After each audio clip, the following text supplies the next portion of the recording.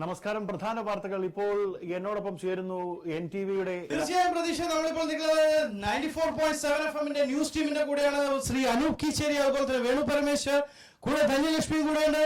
ഇത്ര ആവേശം വേണ്ടല്ലോ. വെറുപ്പിച്ച് നീ നമ്മുടെ നാടിന്റെ സ്പന്ദനങ്ങൾ അല്പം പോലും മായം ചേർക്കാതെ, അണുവിട പോലും തെറ്റിക്കാതെ ഓരോ അരമണിക്കൂർ വീതം നമ്മളിലേക്ക് എത്തിക്കുന്ന നമ്മളുടെ പ്രിയപ്പെട്ട സൂപ്പർ ഫാം ടീമിന്റെ ന്യൂസ് ടീമാണ് ധന്യലക്ഷ്മി, അനൂപ് കേച്ചേരി, വേണു പരമേശ്വർ.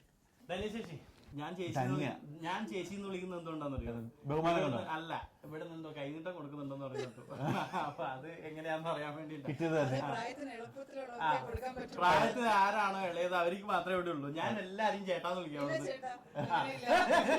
ധന്യ നാട്ടില് പത്തനംതിട്ട ജില്ലയിലാണ് അല്ലെ? അച്ഛനും അമ്മയും അവരെല്ലാരും അവിടെയാണ്. ഹസ്ബൻഡ് ഇവിടെയുണ്ട്. ഓക്കെ. അപ്പൊ ഞങ്ങൾ ചോദിക്കുന്നത്, നമ്മൾ ചില വാക്കുകൾ, അതായത് ഈ പലപ്പോഴും കേൾക്കാറുള്ളതാണ്. നമ്മളിപ്പോൾ റേഡിയോയിൽ വെച്ച് പോകുമ്പോൾ റേഡിയോ ജോക്കിൽ ആരെയും താഴ്ത്തിക്കെട്ടി പറയുന്നതല്ല, നമ്മളിങ്ങനെ. അപ്പൊ നമുക്ക് പറ്റത്തില്ല ന്യൂസ് റീഡിംഗ്. ധന്യ ചേച്ചിയുടെ ശബ്ദം കേൾക്കുമ്പോൾ എനിക്ക് എന്തെങ്കിലും ആരെങ്കിലും ഓർമ്മ വരുന്നു? തീർച്ചയായിട്ടും. കാരണം എനിക്ക് മാത്രമല്ല, ആദ്യമായിട്ട് നമ്മൾ UAE എത്തിക്കഴിയുമ്പോൾ, നമ്മൾ പണ്ട് കാലങ്ങളിൽ ആകാശവാണി കേൾക്കുമ്പോൾ നമുക്ക് ഒരാളുടെ ഒരു സംഭാഷണ രീതി, ശൈലി നമുക്ക് തോന്നാറുണ്ട്.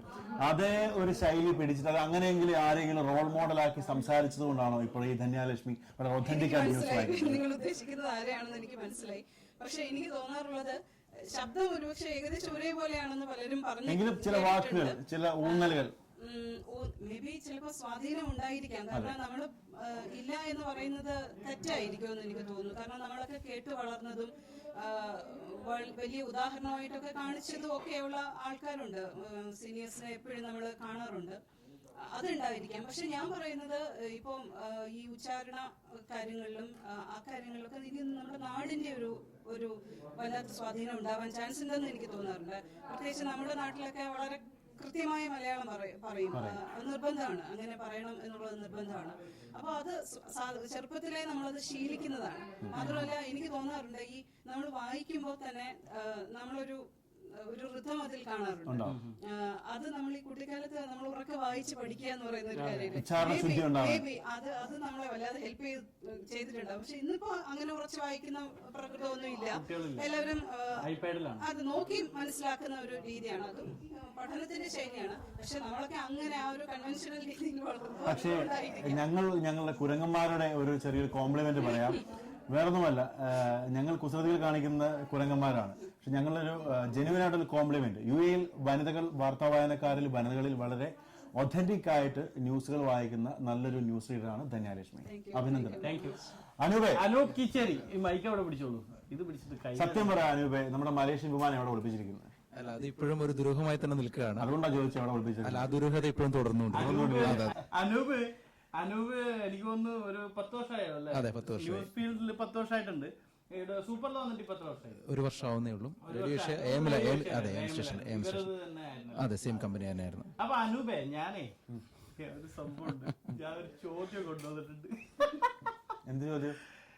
കേരളത്തിൽ എത്ര നിയോജക മണ്ഡലങ്ങളുണ്ട് എന്ന് ഞാൻ ചോദിക്കില്ല. 20 എണ്ണാന്ന് എനിക്കറിയാം. നിനക്ക് എല്ലാവർക്കും അറിയാം. അതില് ടോട്ടൽ എത്ര സ്ഥാനാർത്ഥികളുണ്ട്? 269. ഇത് തന്നെയാണല്ലേ പണി? കേരളത്തിൽ 269 സ്ഥാനാർത്ഥികൾ. അതെ, 27 വനിതകളും 269, ആകെ 269, 27 വനിതകൾ. ആ ചോദ്യം അവിടെ തീർന്നു. അതവിടെ തീർന്നല്ലേ? ഇന്ത്യയില് എന്നാ ഇന്ത്യയിൽ ആകെ മൊത്തം എത്ര നിയോജക മണ്ഡലങ്ങളുണ്ട്? 535. 45 ഇല്ല, 35. 545 ഇല്ല, 35 ഇല്ല.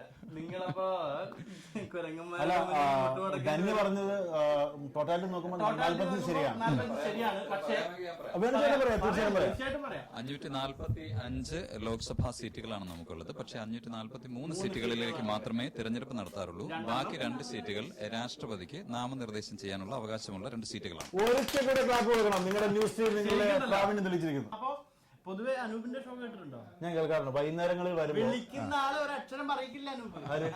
അതാണ് നീ ഒന്ന് പോണേതേ ഞാൻ അനൂപ. ഹലോ അനൂപേ. ആ നമസ്കാരം. വിളിക്കുന്നവരാണ്. എന്റെ പേര് സനീഷ്. സനീഷ പറയൂ. സനീഷ എന്താണ് ശരിക്കും ഇന്നത്തെ ഈ ചർച്ചയെ പറ്റി ഞാൻ ചോദിക്കാണ്. ഈ ചർച്ചയില് ശരിക്കും ഈ ചെയ്ത കാര്യം വലിയ തെറ്റ് തന്നെയല്ല. എന്താണ് ശരിക്കും സനീഷ് പറയുന്നത്? അല്ല അവിടെ ഈ മറ്റേ അതെ ശരിക്കും എനിക്ക് മനസ്സിലാവുന്ന സമയക്കുറവ് കാരണം ഞാൻ മറ്റൊരു പ്രേക്ഷകരിലേക്ക് ഇങ്ങനെ പറയാറുണ്ട്. ഇല്ലേ ഈ നിങ്ങൾ എന്താണ് നിങ്ങൾക്ക് വ്യക്തമാകുന്നത്? അല്ല, ഇവർ പറയുന്ന കാര്യങ്ങൾ വ്യക്തമാകുന്നു. ഇത് തന്നെ നിങ്ങളിപ്പോ പറഞ്ഞത് തന്നെ വ്യക്തമാകുന്നു. നമുക്ക് വ്യക്തമാറില്ല. ആ വ്യക്തമാവാത്തതാണ് വ്യക്തമാക്കുന്നത്. അല്ല, ഞങ്ങളിത് ചോദിക്കുന്ന ഒരിക്കലും ഞങ്ങളുടെ ഭാഗത്തു നിന്നല്ല. തീർച്ചയായും കേട്ടുകൊണ്ടിരിക്കുന്ന പല ആളുകളുടെ അങ്ങനെ തോന്നാറുണ്ട്. പക്ഷെ ഇതൊരിക്കലും താങ്കളെ ഒരിക്കലും ഞങ്ങൾ കുറ്റപ്പെടുത്തുകയോ അല്ലെങ്കിൽ ഞങ്ങൾ ഒരിക്കലും താങ്കളെ താഴ്ത്തിക്കിടാൻ ശ്രമിക്കുകയൊന്നുമല്ല. അല്ലല്ല, ഞാൻ അനൂപിന്റെ ഇത് പറഞ്ഞല്ല. പൊതുവെ അല്ല, അങ്ങനെ തന്നെയാണ് പ്രസന്റ് ചെയ്യുന്ന രീതി. തീർച്ചയായിട്ടും നമുക്ക് വ്യക്തമായി എന്ന് പറയാറുണ്ട്. ഈ സംഭവം എന്താണ് സത്യത്തിൽ വ്യക്തമാവുന്നത്? നമുക്ക് വ്യക്തമാറില്ല. അതുകൊണ്ട് ചോദിച്ചാൽ സമയപരിമിതി നമുക്കൊരു പ്രശ്നം ഷോയ്ക്ക് നമ്മൾ വയ്ക്കുന്നത്. കാരണം നമുക്കറിയാമല്ലോ, മാധ്യമ പ്രവർത്തകർ എന്ന നിലയ്ക്ക് നിങ്ങൾക്ക് ഞങ്ങളെക്കാളേറെ അറിയാം സമയത്തിന്റെ വില. അപ്പൊ അതുകൊണ്ട് നമുക്ക് ഒരു ശ്രോതാവ് വിളിച്ചിട്ട് ആ വിഷയത്തിൽ നിന്ന് കാട് കയറുകയാണെങ്കിൽ തീർച്ചയായും ഞങ്ങൾ അദ്ദേഹത്തെ വേദനിപ്പിക്കാതിരിക്കാൻ വേണ്ടി പറയാറുണ്ട്. താങ്കളുടെ നിലപാട് വളരെ വ്യക്തമാണ്, ഞങ്ങൾക്കത് മനസ്സിലായി. അദ്ദേഹം പറഞ്ഞതുപോലെ നമുക്ക് മറ്റൊരു ശ്രോതാവിലേക്ക് പോകാം എന്ന് പറഞ്ഞ് ഞങ്ങൾ ആ സമയം നിയന്ത്രിക്കാൻ വേണ്ടി താങ്കളുടെ സമയവും വിലപ്പെട്ടതാണ്, ഞങ്ങളുടേതും അതിനേക്കാൾ വിലപ്പെട്ടതാണെന്ന് പറയുന്നതിന് വേണ്ടി. അതേസമയം നമുക്ക് നിങ്ങൾ ഇങ്ങനെ അവ്യക്തമായി പറഞ്ഞാൽ പറ്റില്ല, നിങ്ങൾ കാട് കയറുകയാണ് എന്ന് പറഞ്ഞാൽ ആ ശ്രോതാവ് പിന്നീട് ഒരിക്കലും നമ്മളെ ട്യൂൺ ചെയ്യില്ല. ഒരിക്കലും ഹേർട്ട് ചെയ്യരുത് എന്നുള്ളതാണ്. ശ്രോതാവിനെയും നമ്മൾ അതുപോലെ എടുക്കണം. എന്നാൽ വിഷയത്തിൽ നിന്ന് കാടുകയറി പോകരുത്. കേൾക്കുന്നവർക്ക് വ്യക്തത ഉണ്ടാകുകയും വേണം. ഇതെല്ലാ മാനദണ്ഡങ്ങളും കൂടി വെച്ചുകൊണ്ട് ആ ഒരു പരിമിതിക്കുള്ളിൽ നിന്ന് ഒരു സർക്കസ് കലാകാരനെ പോലെ ആയിരിക്കും പലപ്പോഴും ഒരു മാധ്യമ പ്രവർത്തകന്റെ ഓൺ എയർ അനുഭവം എന്ന് പറയുന്നത്. അനൂപ് ശരിക്കും എനിക്ക് തോന്നുന്നു ഏറ്റവും പ്രായം കുറഞ്ഞ ന്യൂസ് റീഡർ ആണോ? തീർച്ചയായും. അപ്പൊ അതൊരു ഭാഗ്യം തന്നെയല്ലേ? തീർച്ചയായിട്ടും. അത് ശരിക്കും അതില് അഹങ്കരിക്കാറുണ്ടോ? അഹങ്കരിക്കാറില്ല. എന്ത് പറഞ്ഞല്ലോ? അതൊരു ഭാഗ്യമാണ്. ഭാഗ്യം. കണ്ണൂരാണ്.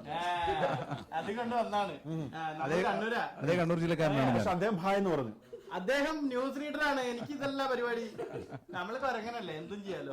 നമ്മളല്ല, നീ പറയൂ.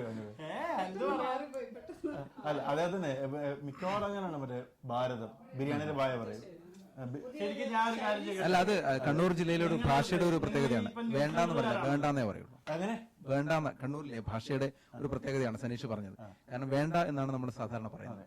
കണ്ണൂരിലേക്ക് പോകുമ്പോൾ നാടൻ ഭാഷയിൽ പറയുകയാണെങ്കിൽ വേണ്ടാന്ന് പറയും. വേണ്ട.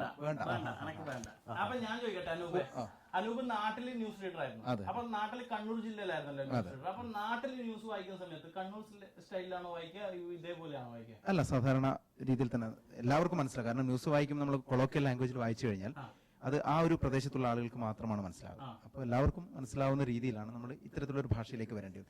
എന്നെ തന്നെ സാധാരണ ഓഫീസിലുള്ളവർ തന്നെ പറയുന്നത്, ഞാൻ ഓണറിൽ വരുമ്പോഴും മാത്രമാണ് ഇത്തരത്തിൽ ഇങ്ങനെ സംസാരിക്കുന്നത്. അല്ലെങ്കിൽ തനി കണ്ണൂർ ഭാഷയിലാണ്. അതെ, തനി കണ്ണൂർ ഭാഷയിലാണ് ഞാൻ. അത് ഈ ന്യൂസ് എന്ന് പറയുന്നത് എല്ലാ വിഭാഗത്തിൽപ്പെട്ട ആളുകൾക്ക് മനസ്സിലാവേണ്ടതുകൊണ്ടാണ്. മനസ്സിലാവണം. കണ്ണൂർകാർ മാത്രം ന്യൂസ് മനസ്സിലാക്കിയ പോരല്ലോ. അതുകൊണ്ടാണ് നമ്മൾ കോട്ടയംകാരുടെ അച്ചടി ഭാഷ അപ്പൊ നിനക്ക് അറിയാൻ പറയാം അല്ലേ? അപ്പൊ എന്തായാലും നമ്മൾ ഇത്രയും നേരം നമ്മള് സൂപ്പർ 94.7 FM ന്യൂസ് റീഡേഴ്സുമായിട്ടുള്ള ഒരു ചെറിയൊരു ചിറ്റാറ്റായിരുന്നു. നമ്മളോടൊപ്പം വേണു പരമേശ്വരൻ ഉണ്ടായിരുന്നു, അനൂപ് കേച്ചേരി ഉണ്ടായിരുന്നു, എന്റെ ഒരു ഞാനിവിടെ വന്നപ്പോൾ മുതലുള്ള ഒരു പ്രശ്നമാണ്. മിക്കവാറും അത് കേച്ചേരിയാണ്. എന്നെ ഓഫീസിലേക്ക് അന്വേഷിച്ച് വന്നവരും കേച്ചേരിക്കാർ ഒരുപാടുണ്ടായിരുന്നു. അപ്പോ വന്ന് പരിചയപ്പെട്ട് കഴിഞ്ഞാൽ കേച്ചേരി അല്ല എന്ന് പറയുമ്പോൾ തൃശ്ശൂരാണെന്ന് അങ്ങനൊരു പ്രശ്നം എനിക്ക് നേരത്തെ ഞാനും അത് തിരിച്ചെടുത്തിരിക്കുന്നു. നമ്മൾ പറയുന്നു വീണ്ടും വേണു പരമേശ്വർ, അനൂപ് കീച്ചേരി, ധന്യാലക്ഷ്മി. അപ്പോൾ നിങ്ങൾക്ക് 3 പേർക്കും ഞങ്ങൾ കുരങ്ങന്മാരുടെയും NTVയുടെയും നമ്മുടെ പ്രേക്ഷകരുടെയും വക ഹൃദയം നിറഞ്ഞ വിഷു ആശംസകൾ. സന്തോഷം. തിരിച്ചങ്ങോട്ടും